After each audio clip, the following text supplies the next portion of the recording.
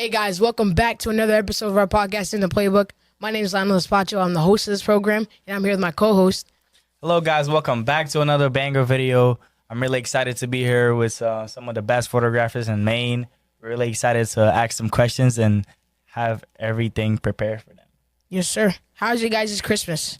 Oh, that was great. How was your guys'? It was fun. We had a lot of we spent a lot of time with family. And make sure you guys introduce yourselves too. We can't forget that. So I'm Joseph Deschenes. I go by Jojo Deschenes MP4 on Instagram. I'm a photographer and videographer in Maine.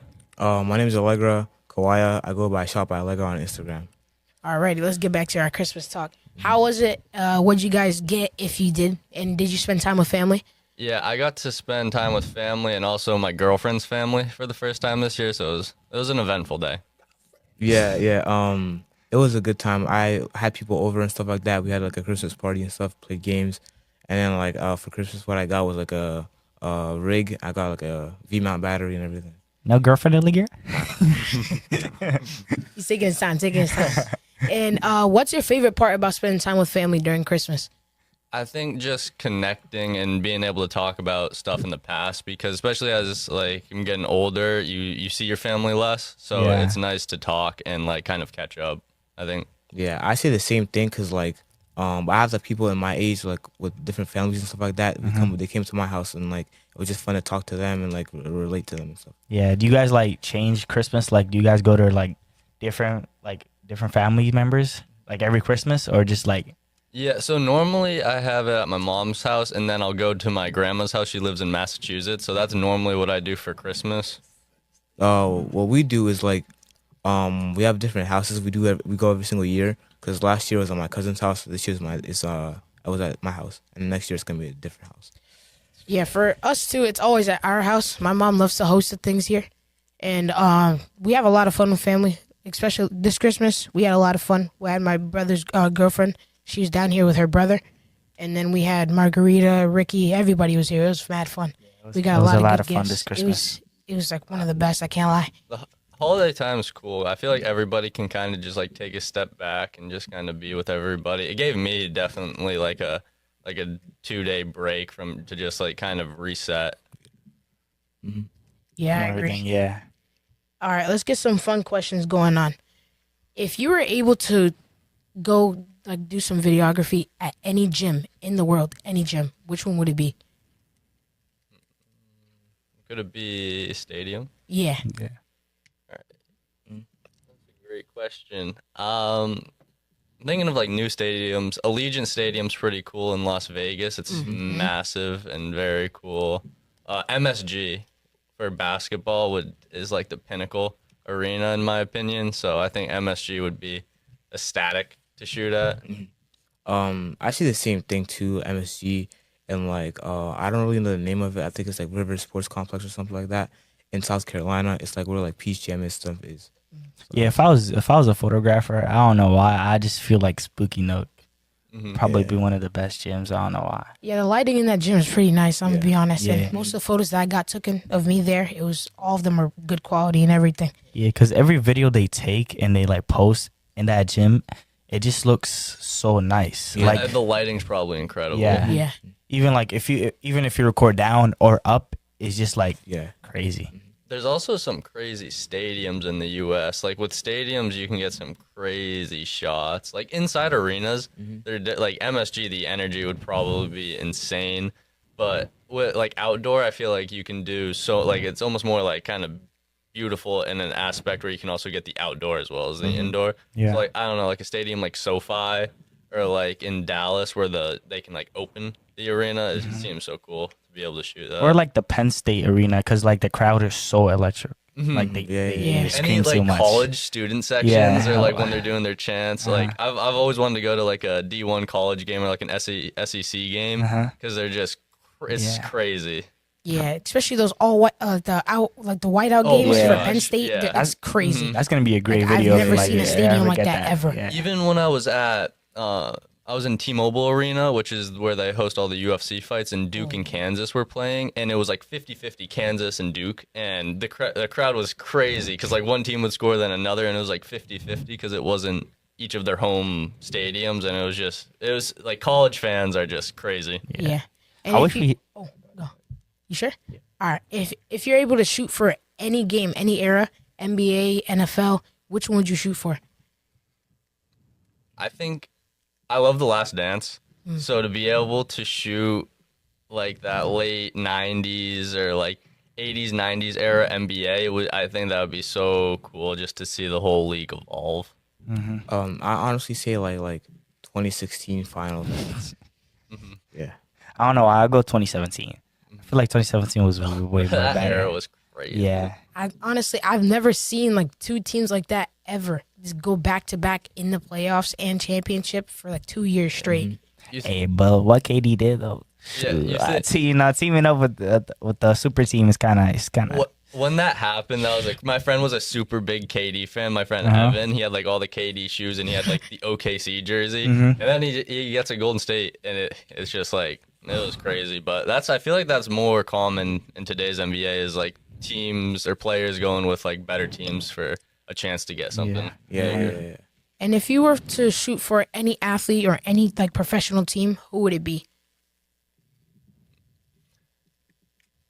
Thinking just like the superstars in the NBA, like shooting with like LeBron. yeah, Curry, KD would all be crazy. Yeah. I'd say I'd say for high school, I do like Asia DeBanson, like Tyron Stokes, Yeah. and then like NBA, I do like Curry, AD and stuff like that. Now high school, it would definitely be crazy if you go like out of state because we don't have a lot of like crazy people in Maine. Yeah. In games. It's more competition out there. Mm-hmm. They're all like just different. If Everybody's you had different out there. if you had to record a commercial for a fast food restaurant, which one would you pick? It has to be like the one that you always go to. Always. Commercial, I'm gonna say. I don't always go. Buffalo Wild Wings makes the funniest. They used to make them with Yeah. Bob Menery, and they were so fire. Dave's Hot Chicken. I've been there once, but I feel like they're super young and their like restaurants are all designed like kind of like abstract. Or the one I went to, the two that I've like seen, Yeah. and I feel like they could make a pretty interesting commercial. So I think that would be fun. I'd say Chick-fil-A because like I haven't really seen a Chick-fil-A commercial. That's fine. I go there a lot too. so. Yeah. So. Most of the times that I've seen their commercials, they just have like some sign on a cow that says "Eat more chicken." So I see that inside. Yeah, I see that inside. Yeah, It's yeah. every time. It's this huge cow that says "Eat more chicken," and like they spell chicken completely wrong. But it's part of their advertisement. Eat more chicken, guys. And what's the best part about being a sports videographer? For me, it's just I love sports, so all access to games and being able to just get in with the action and just you almost feel more a part of the event or game that's happening, and it kind of feels like it's something greater than yourself. I feel like giving kids like a platform to like express themselves and stuff like that, and like me showing what these kids are good at and stuff. And just to piggyback off of what Jojo said about like the love of sports, since you just mentioned that, did you guys grow up playing any sports, and what was like your experience like? Yeah, I grew up like at my dad's house playing football with my brother like every single day, every day we could basically just playing football, and then I played basketball like through rec, and that got me into basketball. I never was really too into basketball; I was more into football, but I still played throughout up until my junior year. And how were you in basketball? Were you good, mediocre? No, I was JV, but I'm a 2016 rec champion. So I mean, shout out. JV's Evan. not bad. JV's not bad. No. But if it wasn't for me only playing JV, I would have never picked up a camera and started recording my varsity team. Oh. So it would have I wouldn't be in the position I am today if I was playing varsity. Okay. For me, I just played soccer and like ran track when I was growing up because like I guess I'm like pretty fast, and so I just use that and stuff. Yeah, I noticed that too. A lot of athletes nowadays, they're picking up cameras too, especially on TikTok. I saw this one football player. He was in pads, full pads. He still had a camera. He was shooting for his JV team. Oh, Which is you pretty remember cool. when we went to Made Hoops? Oh yeah, we went It to was Made this Hoops kid too. This guy, who was- full on, yeah. he was a videographer. And then in 2 seconds, this guy changed and was on the court getting buckets. I was like, what? Like, come on, like, how do you do that so fast? But it was pretty cool. That's hilarious. That was fun. Me and Israel were just laughing at I it. know. We didn't believe it. We were watching him. But all right, let's talk about Shout out that guy. yeah, huge shout out to him. And I saw his Instagram. It was some pretty good videos. Yeah, he has some good videos. All right, let's talk about equipment and technology. What is your go-to camera equipment for capturing sports footage, and how do you use that to your advantage? Right now, I'm using a Sony A7 III. It's a full frame lens, so it can have a pretty cool effect with videos. I'm using an A7 II right now. For video, it's really great, and for photo, it's amazing. I like it. It's good to use. All right. Can you discuss the role of like what's the most significant technical and achievement that impacted your life? For achievement, I'd say like biggest thing that's happened with my photography and videography career was shooting with Pro Hoops up in UMaine. We did a 2-day event with Cooper and Ace Flag, and that was definitely the biggest like impactful thing that I can look back and remember from my career. That's been the most successful so far. I'd say like, cause I like travel around, like a lot and stuff like that. I think like one of the first tournaments I went to was like in New Jersey with XLP, and Jason Sanson was there, and like right now he's playing at ASU, so that's pretty good. And how do you guys choose the right lenses or accessories for specific shots or videos? I think it's like just like where you are, because if you're on the baseline, you want to use a 24-70, cause you can get the good shots like that's close to you, and also go a little bit pretty far. And also I use a 70-200 sometimes, and you can go up in the stands, use that 70, and like you can get clear shots and like in there. How do you organize and manage your after shot? So I normally upload all of my raw files so I can get them off my camera and onto an extra hard drive. And then afterwards, I'll just kind of go through and pick out which ones look the best and edit all. I can batch edit those or individually edit. Like you can do some more intricate things if you can individually edit the photos. But normally I just try and get a mass edit to get a base of all of the best photos from the event or game or whatever. And What I do is like I have an SSD. It like it's 1 terabyte, so it keeps everything in there, and I organize it by like the day, the time, or like the team and stuff like that. So that really helps me. Last night I reformatted I have a Seagate 2 terabyte SSD, and it wouldn't work with my Mac because I think I did something with my PC, and I reformatted it yesterday, and now I'm in the process of moving a bunch of stuff over to that because I want to have a hard drive and not have it all in the cloud. Basically, I don't know. I don't fully trust online. I'd rather have it on a hard drive. Yeah. I always wonder if you guys always keep a laptop on you, because I know Allegra does. Because when we went to Mad Hoops together, he every time he like makes a video, he's always like sends it to his computer and edit. Yeah, I definitely try. Like I always try and have it ready and try to get it up as quick as possible. Sometimes these venues do not have Wi-Fi or I can't connect to it, so you can't upload it, and that's definitely annoying. But I definitely do try and get it from my camera to either my laptop or my hard drive as quick as possible, so then you don't have to keep thinking about it and it's not like stuck in your head. And what's the most important tip for videography or taking photos for sports?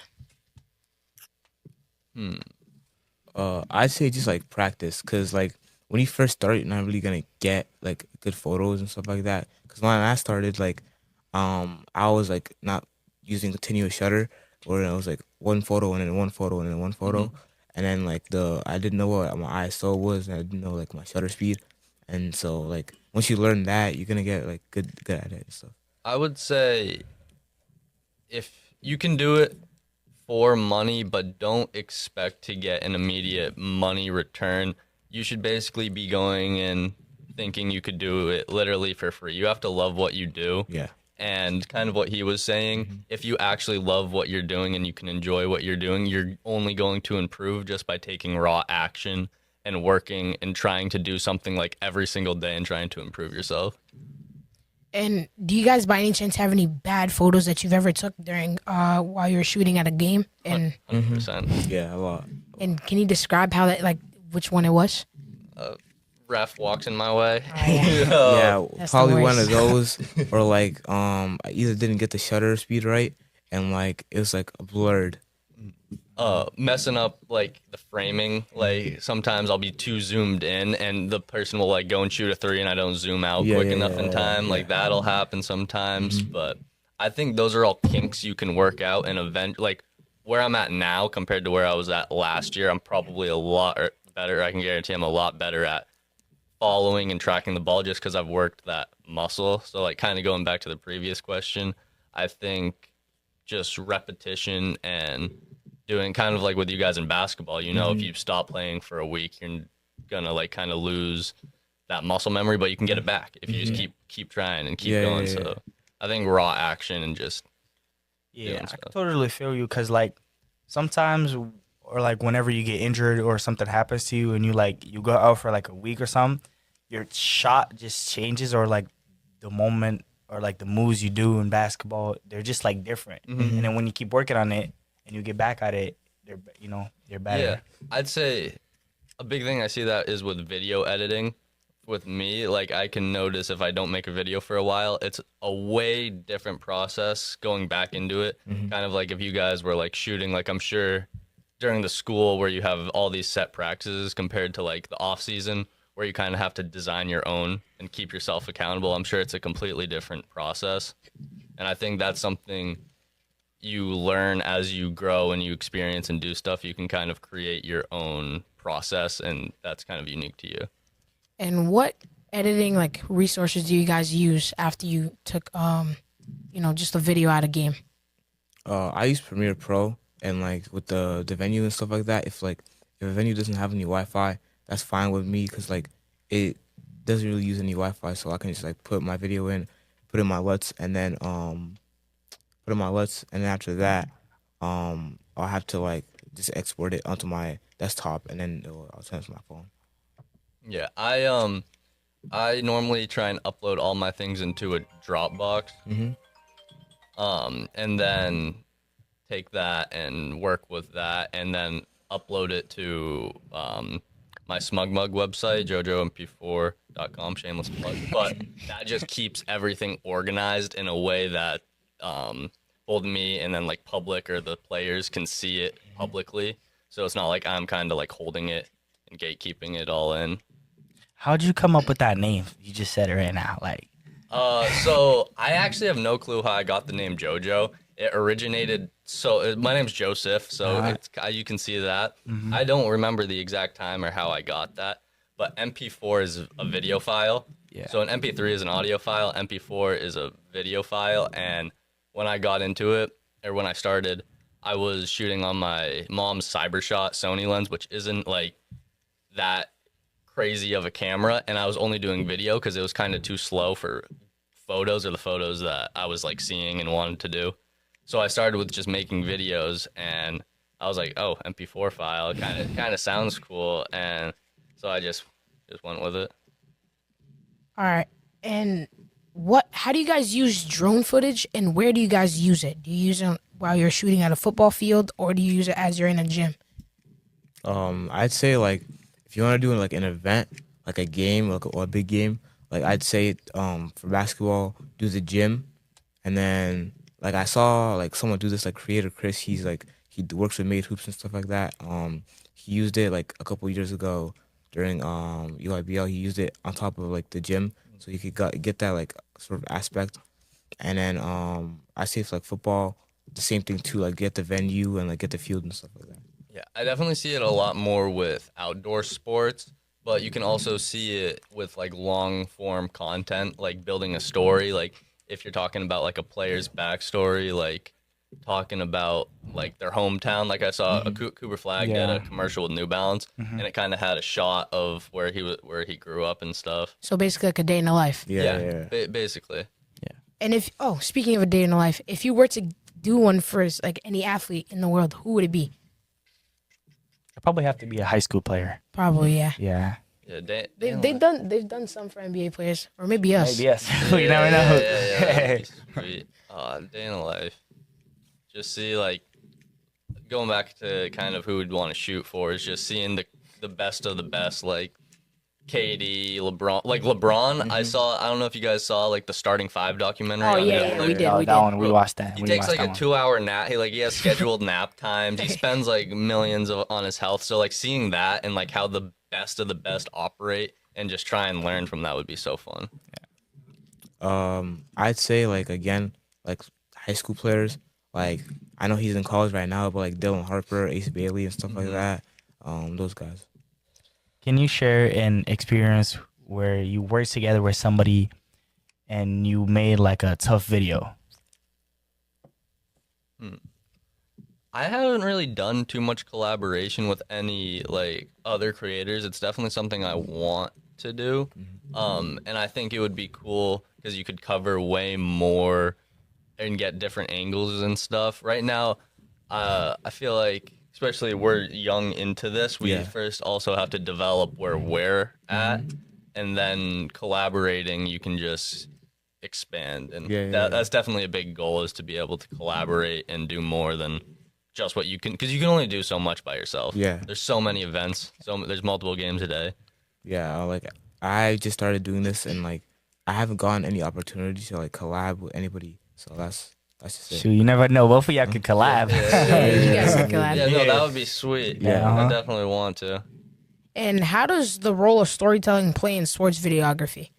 Because I know in like most photos you can see like the athlete's like mad or something, or he's talking, Their or expression. it's his facial That's expressions. what's crazy about like photos and videos is, I think I was actually talking to this yesterday with Kevin Murphy, who's a photographer at Lake Region. Your eye, I think he said, only sees at 15 frames per second. And some of these photos you're seeing are at 1,000 frames per second, which is, you're like, you were not put here to see anything at that speed or that quality. So like being able to see that now with the technology we have can make you feel a certain like emotion, and it can kind of go to the storyline. And with videos, you can get even more storylines with more footage.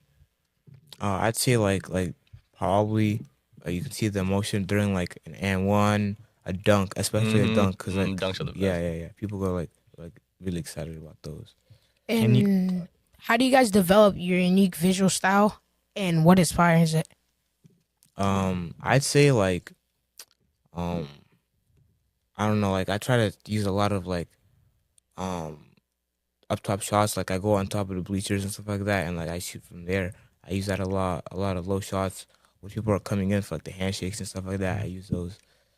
Piggyback to what you said, is that like the best spot on the court, or there's other spots on the court that are like? I'd say like the baseline, and then like if you want to go up top too, you can just go up top. That's one of the best spots.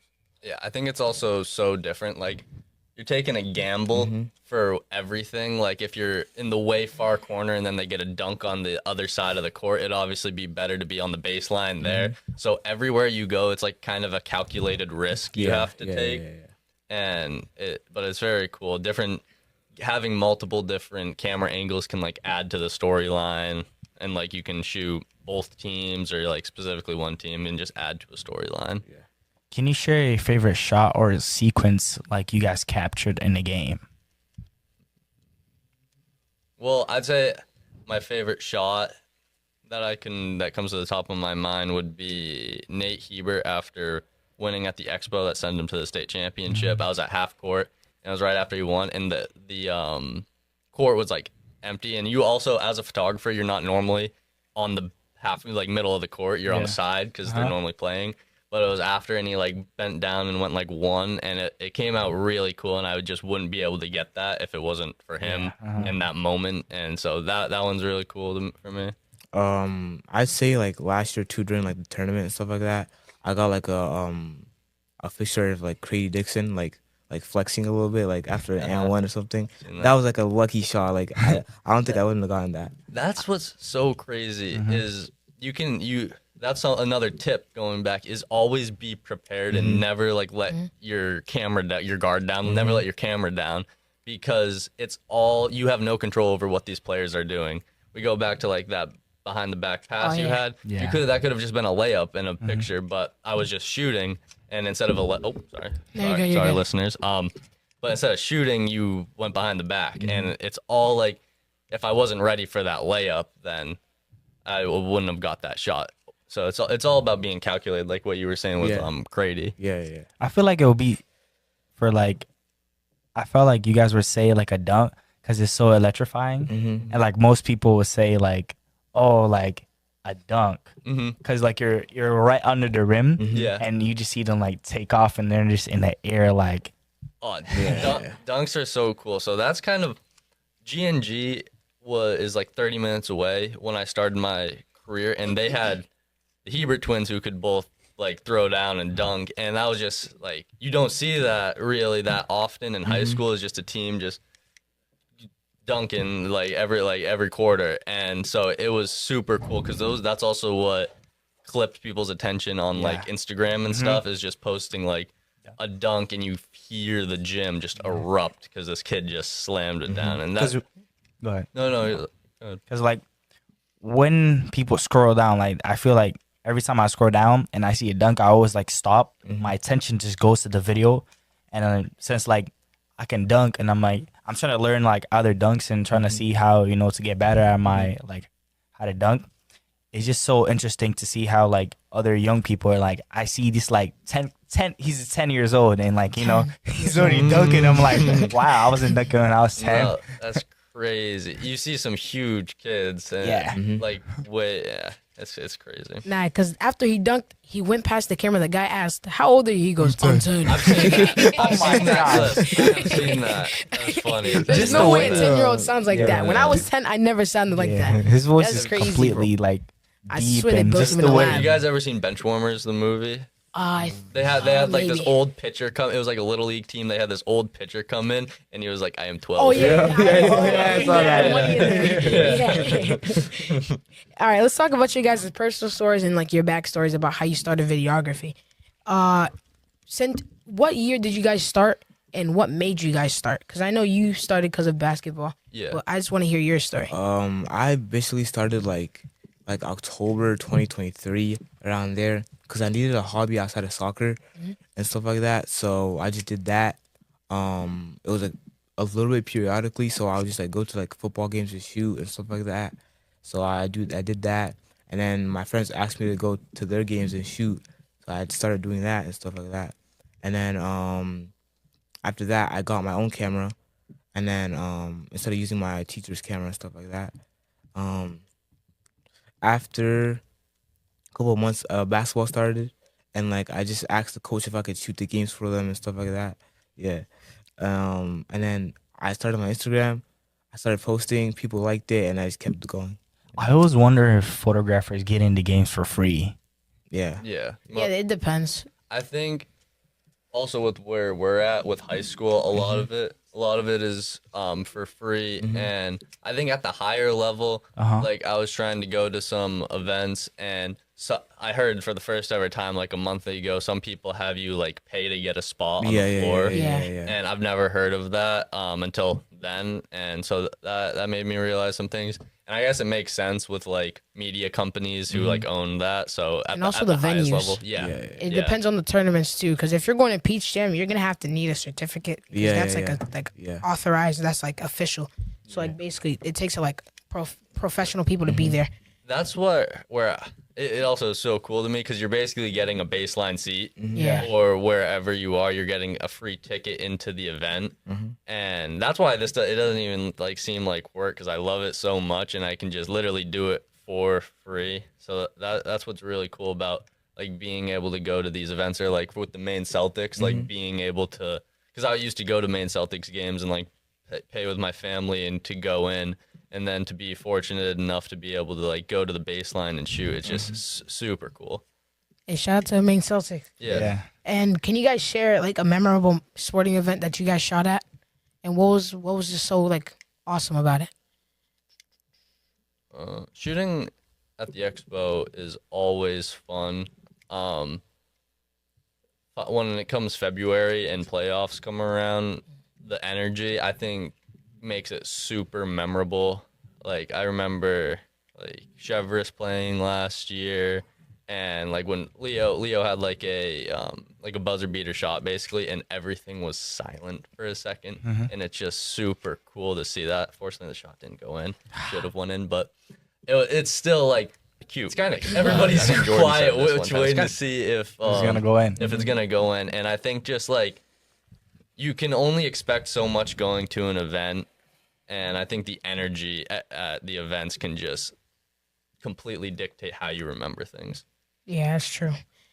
As an athlete, that's very true because we can play. We both played at very high levels before. We Yeah. played at very like anticipated games against very good athletes, and like we played with Team Maine, we played with Blue Wave, we went to Made Hoops, and like those games are just like competitive and like we had to compete most of the time. So like basically everything was on us. It was just different situations, different attitudes. Everybody was just playing different, and like the crowd was always just there. And I think that also can make you better as a player because you're playing at a higher level, higher energy, and then you can bring that in. But it's also on the flip side, it's also harder when you go back to a quieter, a smaller gym, and you don't have that energy. So All right, and how do you guys balance the physical demands of sports videography with self-care? I'd say like just taking a break a little bit. Because if after a game, if it's like something like important that happened during the game, of course you want to post that. But like if it's like a regular game and nothing really happened, I just like I do it when I have time, like a Saturday or something like that, and I work on everything. it's definitely more mentally taxing than physically taxing. I mean, I guess your forearms can get a little tired sometimes after a long day, or like your knees or back. Luckily, we're both young. We're both still in our teenage years, so sorry for hitting the mic again. Need to stop doing that. But just mentally keeping yourself accountable and just going in day by day or whenever you get time, and just it also helped me like kind of schedule time for myself. Yeah. Is it more tiring to like start freshman, JV, and then varsity, or like just Going to one go game. into like one game? I think going for being there for longer is gonna be more mentally exhausting. There's only so much your brain can like stay fresh when you're taking 1,000 photos. Yeah, I see the same thing because like if you're doing all three teams and then you're taking these little breaks and stuff like that, and you have like thousands and thousands of photos to go through, that's a little bit tiring. And how do you guys see the future of sports videography evolving? I see like right now it's really evolving in Maine because I've seen like a lot of people pick up cameras and stuff like that, and with like the amount of videos you see online with like people making like highlights and stuff like that, going to these big games, these big events and stuff like that, I think it's gonna evolve way more. Even with like us, we're brand new to this, and last year I was like my first like actual year, and then this year I'm seeing people's names. I was like, did I see these people last year? Like, do I know them? Do they even have videos from last year? Or they just started, and it just seems crazy that like it seems to be expanding, and I think that's all just great for Maine, great for the players, and all of that. Is And that do good? you think that's like good or bad for videography? I think it's good. There's definitely some things where it would be bad, but I think overall it would definitely be good just for the players. And it also, I don't know about you guys, but when you're playing, if you have like a photographer or videographer, does that make you like almost play a little bit differently than if there isn't one?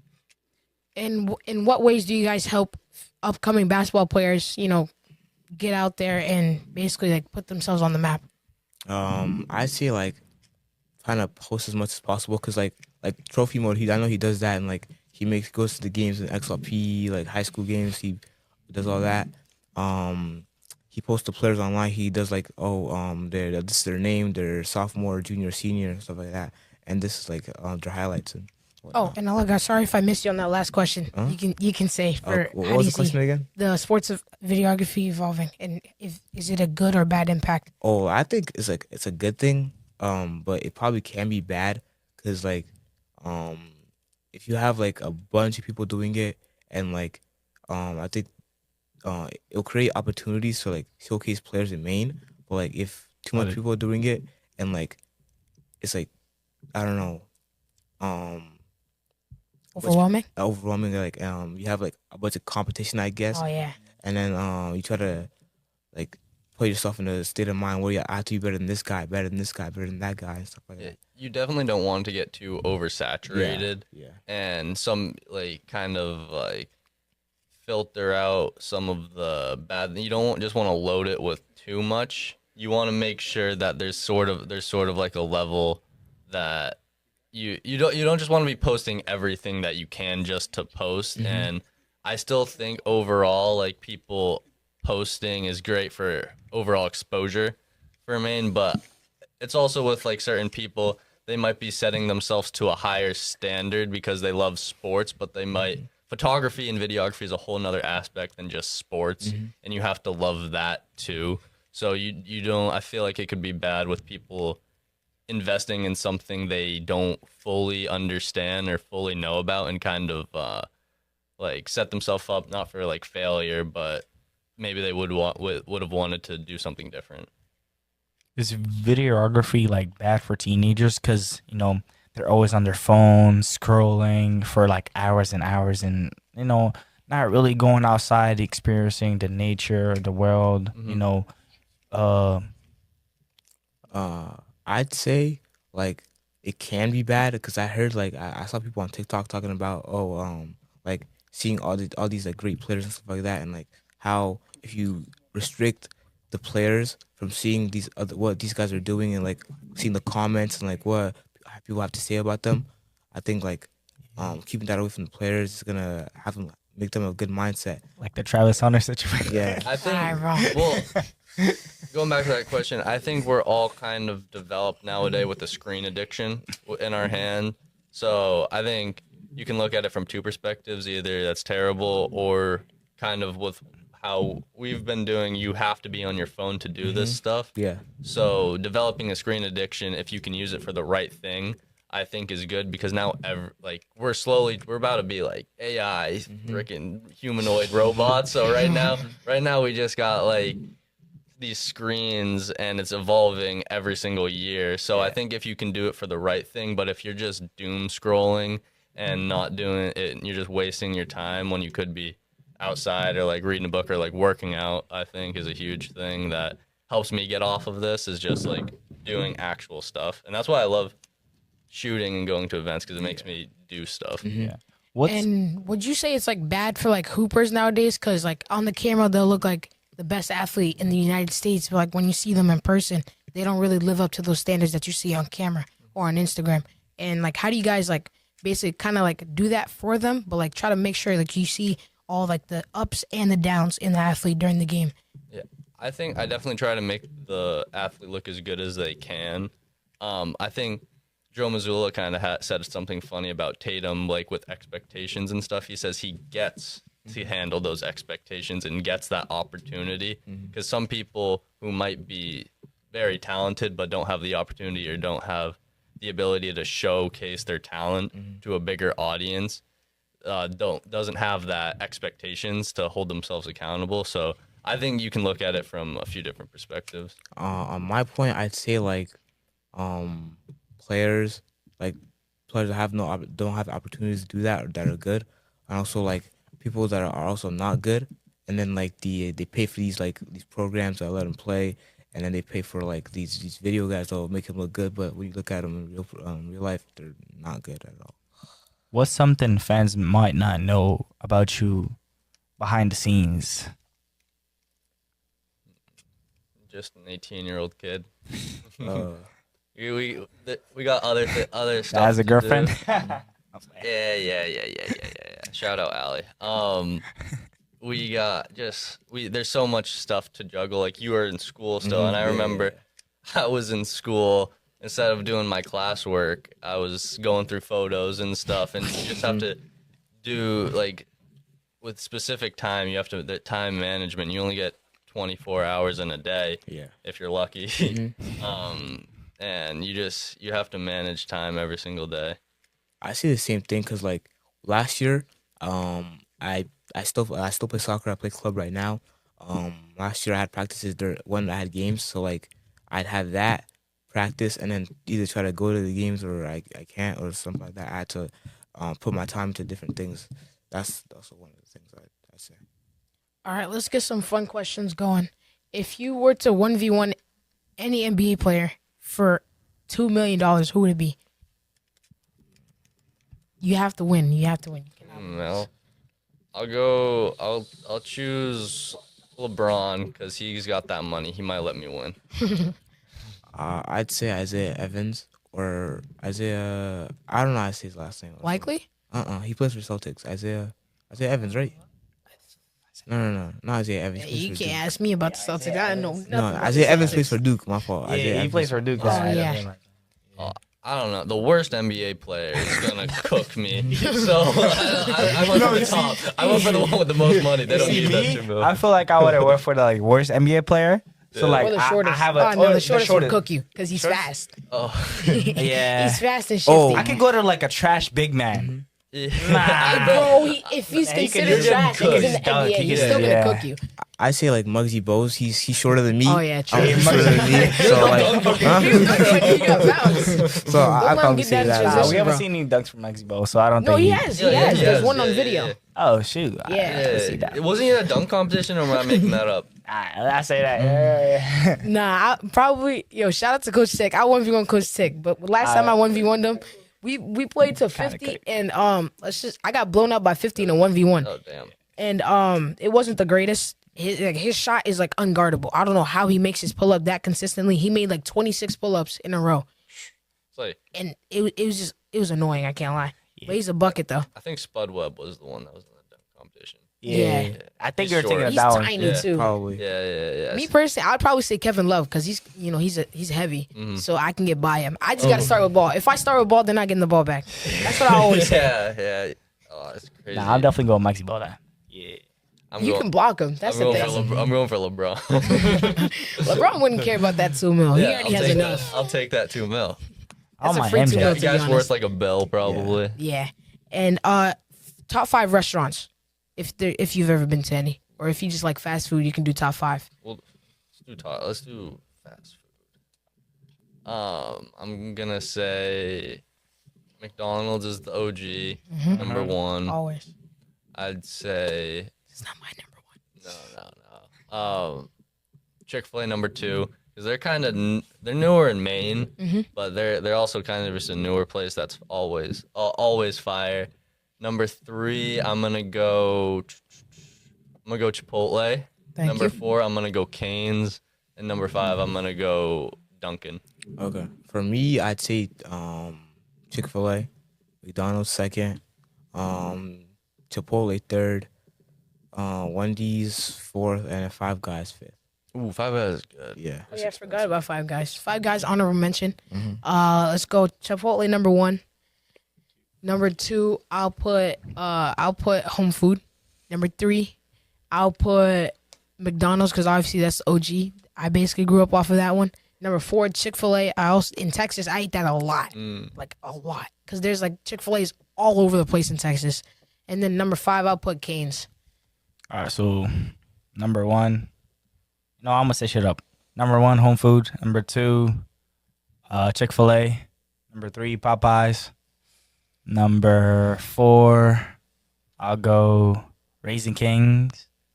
Number 5, I'll go any type of pizza. Any type. Ooh, that's Let's go top 5 NBA players. Who are your top 5? all time. All time. I'm gonna go Jordan, LeBron, Curry, Kareem, Kobe. I'm switching it up. So I'm gonna say LeBron, Kobe, Kyrie, Steph, and I'll just say Shaq. I feel like Curry's underrated, Yeah. but recently he's in my top 5 100%. Like you see what he's completely changed the game of 3-point Yeah. shooting, Yeah. way bigger than just basketball. Ever since I watched Curry, I don't know why, I just started shooting even more. But I'm learning how to play like him more, about like his movement off the ball, because my dad's been emphasizing that like a lot, and like, he gets mad at me because I don't move off the ball a lot. Let's go my top 5. I'll go obviously LeBron. Number 2, Curry. Number 3, I'll go a player that basically like changed the game. Kobe. Number 4, I'll put AI. Number 5, I'll put let's see. I do need a big. I'll put Giannis. Okay. So I'm gonna change my 5.